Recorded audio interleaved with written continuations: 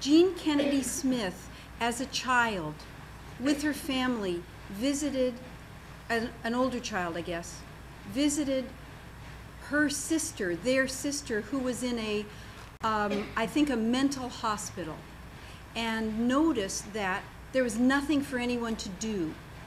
At this point, recreational therapy, it wasn't in the hospital where they visited her, which makes you think that it probably wasn't in very many hospitals at that time.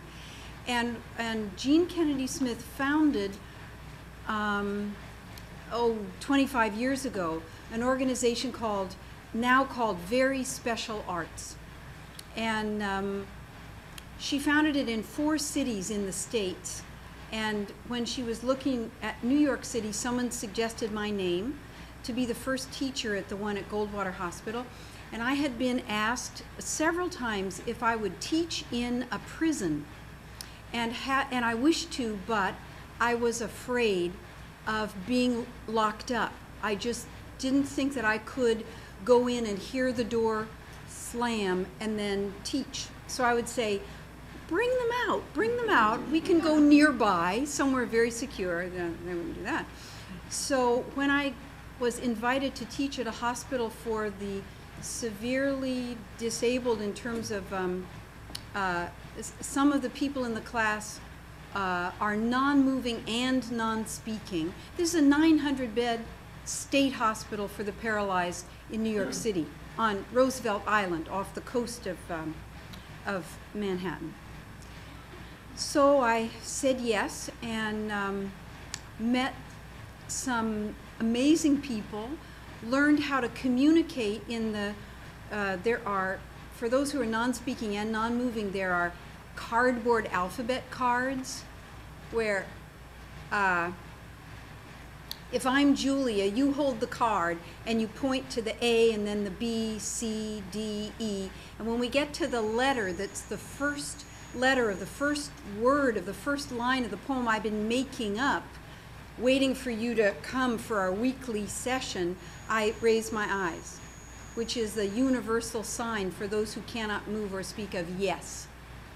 So then you write down that first letter, and gradually, that way, you spell out my poem on your card, on whatever. With Julie once, I guessed the word Chrysler with just C-H. We laughed hysterically. We were so pleased with ourselves. After I'd been doing it about 8 weeks, I realized that it was a seed program, which meant that it would stop as soon as the money was used up. I remember making certain jokes to myself about, I hadn't known seed programs were onanistic in quite this way, that the seed was falling on barren ground. So I became a fundraiser, invited my students from NYU's graduate writing program to be the teachers, also brought in lots of friends to fill in, Quincy Troop and Allen Ginsberg and Carolyn Forche, lots of people came in, Ruth Stone and Galway Cannell. And now the program is in its 20th year. And we give a kind of a bake sale type fundraising reading every spring. And we have some faithful friends. And so we make our very tiny budget every year, each year. And the friendships that develop are one of the most important things, I think, that besides these amazing poems and memoirs and fiction that come out of this workshop. Those people in the hospital who have learned how to live and be a part of a writing group and a part of a state hospital living group with the disabilities that they're living with permanently have qualities of power and humor and spiritual strength and creativity that are that many of us at NYU have not developed, so that the wonderful exchange that happens is really one of the pleasures for me of teaching. I don't teach there anymore, but once a year or twice or 3 times a year I get to go over there. And there's now also at NYU an outreach program to a women's prison, to 2 high schools, one challenged in different ways. One challenged by being, you know, like this totally gifted high school. They need poetry's help, as you can imagine, as much as anyone. And also a children's oncology ward. These are children who have cancer, who are, most of them, very, very sick. And often they write poems with their parents. And this is one of the things that they're able to do together. And our graduate writing students are the teachers in that program. So that, I love to talk about the Sigismund Goldwater Memorial Hospital Writing Program. And Don knows that when I was working as New York State poet, I was just crazy to try to suddenly, by doing that, make this happen everywhere in New York State. Was probably by praising the aspect of a poem that I see that is the most moving to me, knowing that it's just, you know, to me, I can't say that that's the most moving part, but that dialogue of personal response and saying why. I like to get, you know, right down in and see if I can figure out why it is. It might be also that in a conference, probably not in the class, but in a conference, if someone seems to be either moving towards some subject of some kind of power of any kind, emotional or political or, you know, whatever it might be, to give encouragement. Or if someone seems to be avoiding something, I don't know why I would get that feeling, but if I get that feeling, then just saying, you know, is there something you know you would never want to write about in a poem? Tricky stuff like that. Certainly one would not wish anyone to go in any area of life where they're going to, you know, ruin themselves. But in terms of writing, I guess what I think is the one thing I know when I'm sitting there writing a poem is that nobody's ever going to see it. Ever. I'm completely alone. I mean, it may be that a week later I'll decide I like it and I want to type it up, and a month after that I want to show it to a friend. And then a year after that I want to send it to a magazine. But all of that may never happen and probably won't ever happen. I tend to write a lot. Most of it's bad. That's just how it is for me. So that feeling of that no one's ever going to see it, it's got a certain freedom to it. I walk around waiting for inspiration in one sense, but at the same time I write in my diary most mornings. And so I'm not walking around, but I'm not expecting a poem to come, but sometimes they do. For me, it's a matter of, I mean, I can go months and not see that something is a poem, and then suddenly I see. I don't know why I see that, if it's that an image comes to me. So when I'm talking about making things and talking about art, the way I see my work is kind of, I'm a storyteller, and then imagery comes in, if I'm lucky. And yeah, so, and I love to write description, and also I need to write in a diary. I don't think much, so I write in a diary as a way of having a little dialogue about what's going on and how I can live better and, you know, all that stuff. I also like to draw, so I'll draw in my diary. So it's a place where generativeness is really welcome, and it kind of knows that. This is a wide-lined ShopRite notebook, spiral notebook, and a Bic medium point pen.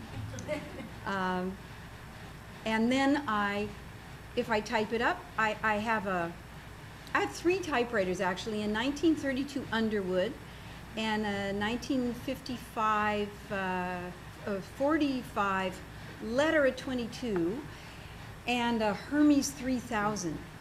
You can see how I sit up straight when I say Hermes 3000, just a beautiful typewriter, made when Hermes was still making them out of metal in Switzerland. I think that if a poem of mine has not, in the writing, found its thing, its other thing, its controlling image, its joke, its playful, its form, but a kind of mental form. Oh, sometimes like John Donne's compass, that kind of, I forget what they're called. I remember though writing in my diary, my poems won't work unless there's some kind of a thing that sort of connects to the emotion, like a kind of an object that connects, like an object that correlates. And I thought, objective correlative, that's what T.S. Eliot was talking about. I got completely excited, as if I too could be a real poet, right? So my faults of sentimentality, self-service, self-pity, and adjectival excess are always waiting. They're always ready. Self-service in one way or another. And unless there's some, what I almost think of as matter, as strong as the spirit, that, and they're really working together. And this happens in 1 out of 20 poems of mine, or worse. Yeah. And sometimes when I write it, I don't know that. I can write poems and I'm just crying, I'm so excited, finally at last. And then I type them up a couple of weeks later, and I've had a happy couple of weeks thinking, you know, oh my, I really hit it that time. Terrible stuff.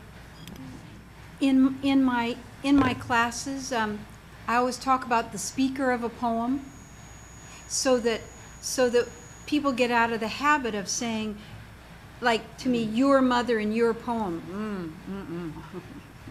How could someone think such a thing of my writing? It's the speaker's mother. And just saying that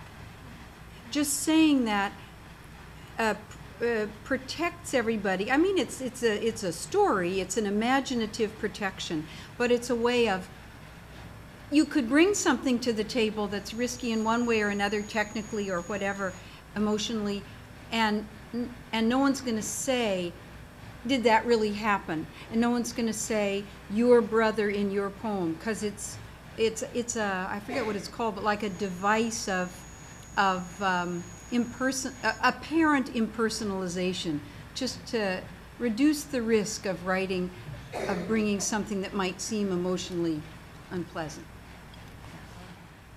I think that I've written the same poem twice, several times. In other words, had the same sudden thought of, oh, that's a poem, maybe a narrative, maybe a story from early life, and then written it and then come to the end of it and thought, oh, I already did this one. I wonder where it is in those miles of notebooks. And I always wished that I could put the 2 poems next to each other and see if the same images came through. Since to me imagery is a great mystery, I don't know where it comes from or how.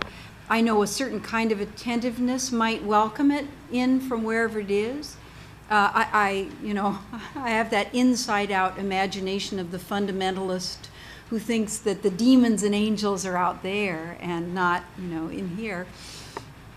I'm in recovery from these beliefs, but it's slow.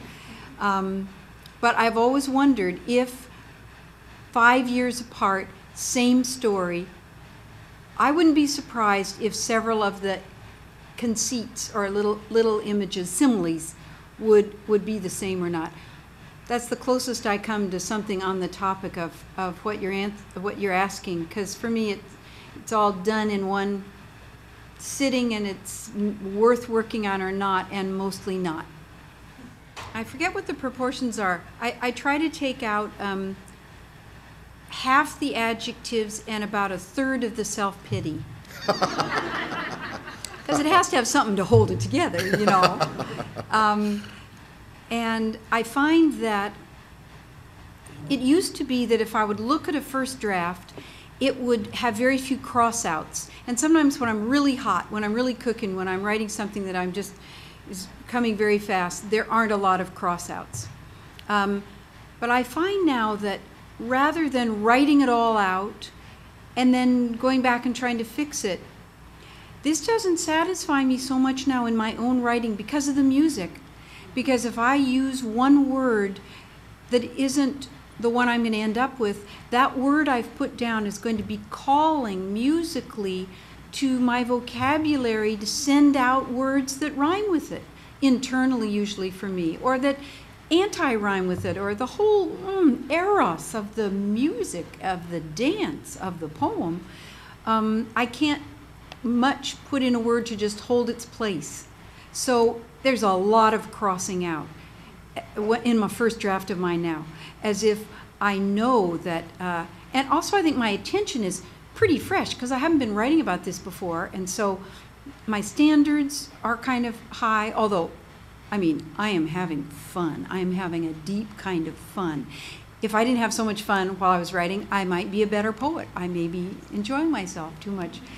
And it is tense and stressful also because so much constantly wants to go wrong, pull away from the best it could be, which is better than I could do. But that musical thing is connected to my writing a little slower and crossing out more so that the sounds are right, less wrong as I'm coming through down.